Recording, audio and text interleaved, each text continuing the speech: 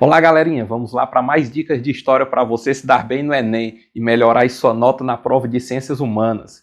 E hoje nós vamos falar sobre a grande crise econômica que teve início no dia 24 de outubro de 1929, a famosa crise de 29, iniciada aí com a quebra da Bolsa de Valores de Nova York. E isso vai trazer grandes consequências para a economia não só norte-americana, mas mundial, e vai trazer algumas consequências nefastas para a vida política europeia. Aqui no Brasil, nós também sentimos o efeito que, por sinal, acabou desembocando na Revolução de 30 e o final da República Velha devido a questões sucessórias na presidência. Mas na aula de hoje nós vamos trabalhar especificamente com as causas dessa crise e o modelo econômico implantado pelo presidente Roosevelt, chamado de New Deal, como forma de tentar aplacar as dificuldades econômicas norte-americanas. Então vamos lá para mais uma videoaula.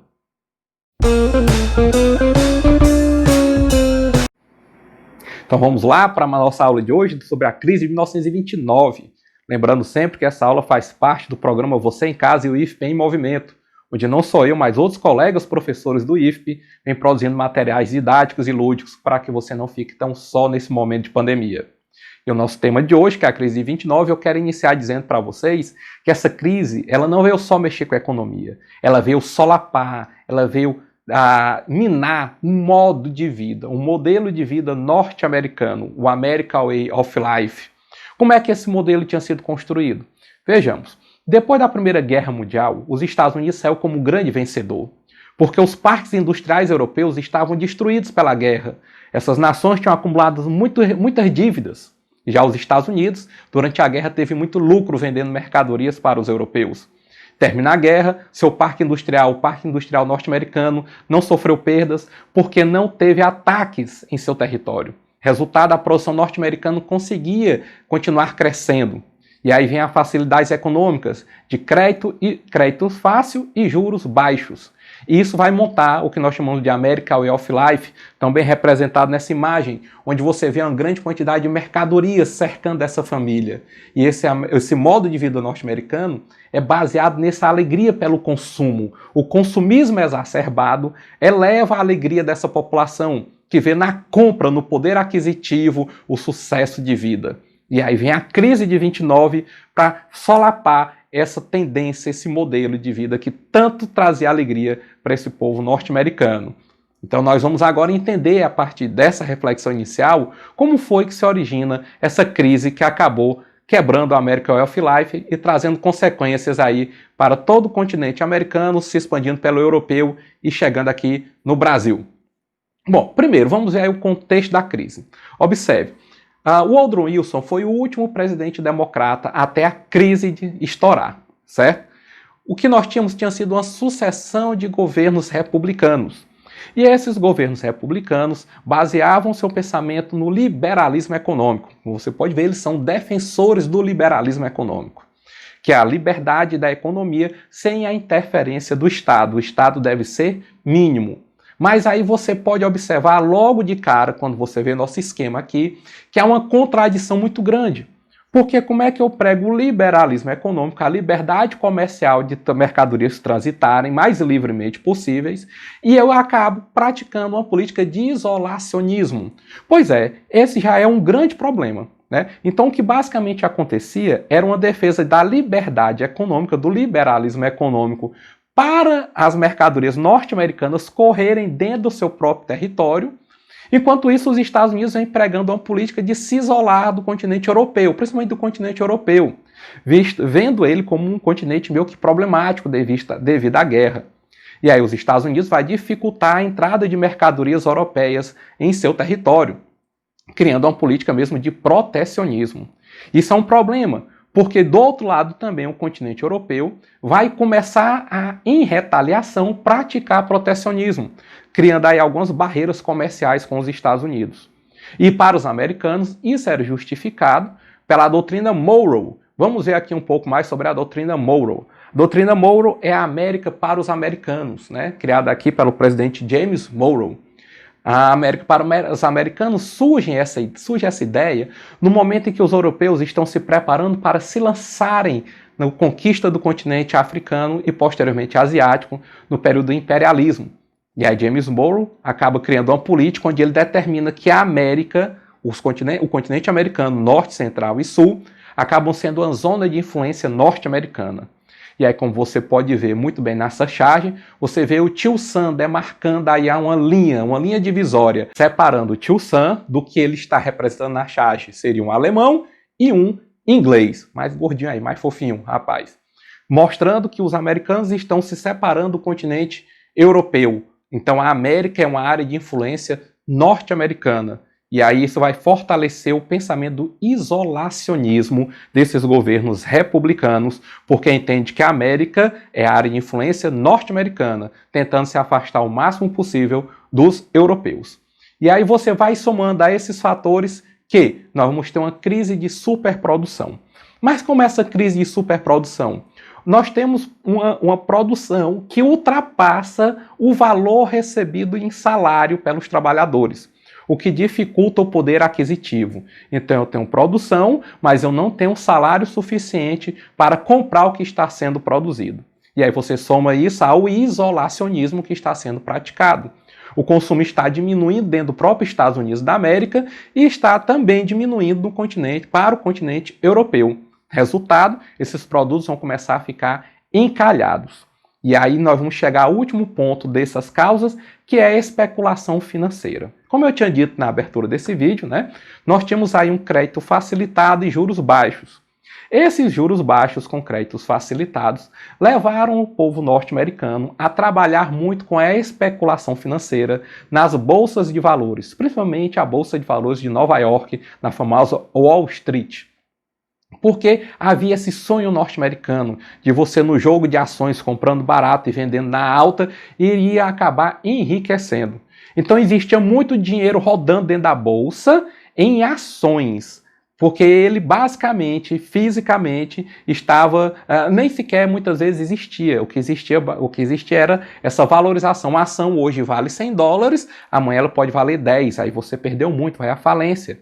Mas uma ação de $10 hoje pode valer amanhã $100. Então observe, esse jogo era constante e é isso que nós chamamos de especulação. Mas aí começam a surgir alguns problemas. O governo norte-americano, que já vinha praticando isolacionismo, observa com temor essa questão dos juros baixos que está gerando a especulação.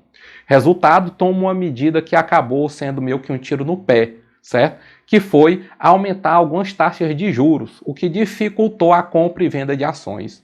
Isso vai levar o nosso dia 24 de outubro de 1929, que vai ser a quebra da Bolsa. Mas é importante detalhar que nós vamos ter alguns conflitos aí de interpretações. Ao mesmo tempo que o governo norte-americano, republicano, defensor do liberalismo, aponta que os Estados Unidos pode ele mesmo sair da crise sem intervenção estatal, houve um erro que foi a intervenção estatal no isolacionismo e mexer nas taxas de juros. Resultado, crise. Que aí o governo vai tentar acreditar que o próprio espírito da economia, da compra e da venda, da mão invisível da economia, como falava Adam Smith, poderia solucionar essa situação. Mas vamos ver aí como foi essa questão da quebra. Então, como você pode ver aqui muito bem no jornal, Wall Street em pânico com a quebra da bolsa. Foi uma coisa assim que ninguém esperava. Cerca de 12 mil ações mudaram de mãos nesse dia, a um preço extremamente baixo. O que acontece? Vamos lá para os nossos tópicos. 24 de outubro de 1929, nós vamos ter essa quebra. Certo? O que acontece? Muitas ações vão ser colocadas à venda, mas com esses juros um pouco mais altos para os empréstimos bancários, poucos são aqueles que vão se habilitar a comprar. Então, num desespero muito elevado, esses investidores que têm que vender suas ações, porque dependem disso muitas vezes, para ter lucro, acabam baixando o preço das ações. E essas ações, ao baixarem o preço, outras ações acompanham o mesmo ritmo. E aí vão entrar em queda. E nessa queda tão abrupta, empresas que valiam alguns milhões de dólares acabam entrando em falência. Então nós vamos ter o fechamento de empresas, falência de bancos e uma demissão exacerbada. O nível de desemprego nos Estados Unidos chegou a níveis absurdos. Então você soma. Empresa fechada não tem trabalho. O trabalhador também não pode mais recorrer aos bancos, porque eles também estão fechados. Os créditos estão fechados, os postos de trabalho estão fechados, o consumo está diminuindo cada vez mais porque há um desemprego muito grande e isso vai levar a um quebra abrupto do modo de vida norte-americano e não há uma imagem mais significativa do que a que vocês veem aqui ao lado. Um cartaz que diz em cima o melhor padrão de vida do mundo. E abaixo, nessas letras bonitinhas, né? Não há jeito como jeito americano. E abaixo você está vendo a fila de pessoas para receber sopa, donativo, porque a pobreza impera nos Estados Unidos da América devido às grandes emissões. Então você vê que tudo aquilo que foi pregado, o elevado consumo, o modo de vida norte-americano, ele foi solapado, ele foi abatido pela crise de 1929. E isso acaba trazendo grandes consequências até mesmo para a mentalidade norte-americana de quem viveu esse período de desesperança.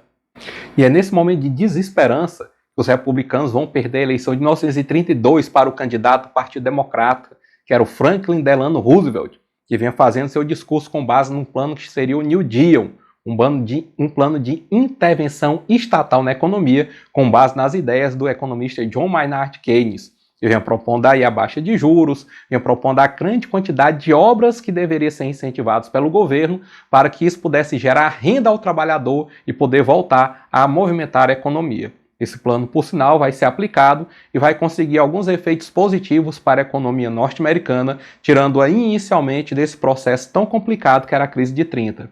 Mas vale lembrar que logo logo nós vamos entrar na Segunda Guerra Mundial e aí mais uma vez nós vamos ter dificuldades. A crise de 29 também chegou no Brasil e vale a pena ver o que é que o jornal O Globo vinha trazendo, né? O Globo ele traz a seguinte manchete aqui. Então no dia 30 de outubro, 6 dias após a quebra da Bolsa, a gente já tem aí os prejuízos chegando no Brasil.